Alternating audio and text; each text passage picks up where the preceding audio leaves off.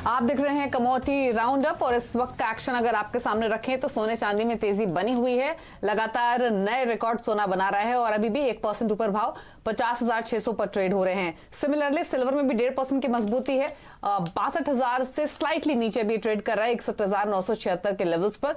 Crude sentiments यहाँ पर थोड़े से वीक थे सुबह, लेकिन निचले स्तरों से शानदार रिकवरी क्रूड में भी हमने आते हुए देखी है और अभी आप देखेंगे क्रूड को तो ये भी बढ़त के साथ ही कारोबार करता हुआ दिख रहा है। 1% ऊपर है 3166 के लेवल्स और सिमिलरली बेस मेटल्स में भी अच्छी रौनक है, 1% 1.5% तक ऊपर ये कर रहे हैं कारोबार। लेकिन अब रिमेनिंग सेशन के लिए स्ट्रैटेजी क्या होनी चाहिए इस पर करते हैं फोकस। कोवर्जी ग्रुप के रवि दियोरा और एलकेपी सिक्योरिटीज के जतिन त्रिवेदी हमारे साथ बने हुए हैं। दोनों एक्सपर्ट्स का स्वागत है। जतिन, पहले आप बताइए, गोल्ड सिल्वर दोनों एक आउट परफॉर्मेंस दिखा रहे हैं, इन लेवल से अगर किसी को एंट्री लेनी हो खरीदारी की तरफ तो गोल्ड के साथ जाना चाहिए या फिर सिल्वर? दीपाली, गोल्ड और सिल्वर दोनों ही रेकमेंड करूंगा मैं। अगर इन केस सिर्फ इंट्राडे पर्सपेक्टिव से देखेंगे या पोजिशनली भी देखेंगे तो दोनों ही फेवरेबल ट्रेड्स हैं, दोनों ही टैंडमली चल रहे हैं। लेकिन सिल्वर जो है डेफिनेटली आउट परफॉर्म कर रहा है, तो अगर किसी एक में करना है तो यस सिल्वर के अंदर करना है। कभी थोड़ी भी डिप आती है तब एंट्री करें। 61,600 के लेवल्स अच्छे लग रहे हैं इंट्राडे के लिए। स्टॉप लॉस भी उठाना है 61,000 के नीचे का और टारगेट रखना है 62,600 62,900 का।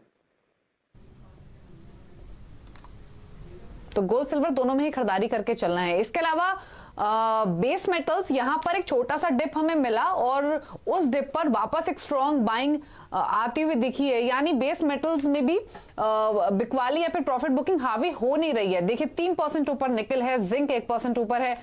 बेस मेटल्स में क्या आउटलुक है और इन लेवल से भी अगर कोई स्ट्रैटेजी लेकर चलनी हो तो किसके साथ कन्विक्शन है आपका? दीपाली, बेस मेटल में हम डेफिनेटली बुलिश का ही रिकमेंडेशन देते आ रहे हैं और जैसे कि हम हर एक शो में डिस्कस करते आ रहे हैं कि base metals, bullions, in fact energy market में क्रूड सभी बुलिश रन में चल रहे हैं। कमोडिटीज में कोई भी नेगेटिव रन है नहीं फिलहाल, तो शॉर्ट साइड में अटकना नहीं है। यहाँ पर लेवल्स जो है वो जो काम कर रहे हैं वो ट्रेडिंग पर्सपेक्टिव से डिप्स में बाइंग की अपॉर्चुनिटीज मिलती रहती है। तो अभी फिलहाल जो पिछले 1-2 दिनों में जो डिप आई थी वो डेफिनेटली बेस मेटल के अंदर एक बाइंग अपॉर्चुनिटी बनी थी। ट्रेडिंग पर्सपेक्टिव से अगर इंट्राडे में देखने जाएंगे तो 1010 के लेवल्स इंट्राडे के लिए अच्छे हैं। निकल के लिए थोड़ा डिप का वेट करना चाहिए after this strong short covering rally जो देखने मिली है 3% की। तो 1010 के आसपास के लेवल अच्छे लग रहे हैं इंट्राडे के लिए। 1000 के नीचे स्टॉप लॉस लगाना है और ओवरऑल जो टारगेट लग रहा है मुझे 1030 से लेकर 1035 का लग रहा है। ठीक है, तो निकल 1030 1035 तक जा सकता है, 1016 पर अभी कर रहा है ट्रेड। कॉपर पर आपका क्या व्यू रहेगा जतिन? क्योंकि अगर तमाम बेस मेटल्स में देखें तो सबसे ज्यादा पैसा कॉपर में बना है और आप देखिए ये भी 500 के लेवल्स को होल्ड कर रहा है, आज भी आधा % ऊपर है 509 510 के आसपास। यहाँ पर अगर किसी के पास खरीदारी की पोजिशन हो तो उनके लिए सजेशन क्या है और अगर नया ट्रेड लेना हो तो क्या राय होगी कॉपर पर? वेरी ट्रू दीपाली, एक्चुअली जो इंडिकेटर जो मेन इंडिकेटर है बेस मेटल में वो कॉपर है। डॉक्टर कॉपर जैसे हम बोलते हैं, उसने पूरे पैक को लीड किया है इस बेस मेटल की रैली में। और रिसेंटली जो प्राइस करेक्शंस आए थे सभी बेस मेटल में, उसमें सबसे कम जो करेक्शन आया था वो कॉपर में आया था। तो यस, कॉपर के अंदर ट्रेडिंग बेट के हिसाब से देखने जाएंगे तो बुलिश रन है। 560 से लेके 508 के लेवल्स आज सपोर्ट प्ले करते हुए दिखेंगे इवनिंग सेशन में और अपसाइड में जो रेजिस्टेंस रहेगा वो 514 के आसपास रहेगा। तो बाइंग ऑन डिप्स की सलाह वहां पर भी रहेगी। जब तक 506 के ऊपर है तब तक बाइंग की सलाह रहेगी हमारी।